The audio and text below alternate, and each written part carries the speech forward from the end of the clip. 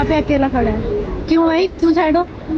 Sad नहीं हूँ। हर रोज का तुम्हारा यही हो गया है क्या? हर बात को पूछ रहे मैं हो बस क्या? सोच रहा हूँ कि यार तू ये तो नहीं सोचती कि मैं तेरे पैसे के लिए और तेरे साथ हूँ इसलिए क्योंकि तू खर्चा करती है। तुम पागल हो, कैसे बातें करते हो यार?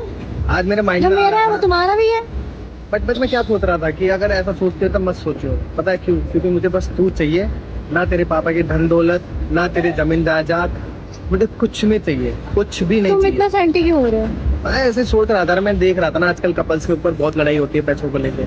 तो इसलिए सोच रहा था ऐसा कि कहीं हमारे बीच में ना लड़ाई हो। बट हम तो फ्रेंडशिप, कपल थोड़ी ना है। मतलब वही फ्रेंडशिप के ऊपर कल को हम कपल बन जाएंगे। तो ऐसे अभी से ही मैं प्रिपेयर होके चल रहा हूँ। ये तो सोचे ओहो। ना, मुझे बस तू चाहिए और तेरा साथ चाहिए बस हमेशा के लिए। देगी साथ? और क्या, साथ ही हूँ हमेशा। मुझे बस तू चाहिए बस। हमेशा हूँ, एज अ बेस्ट फ्रेंड बस। अब खुश हो?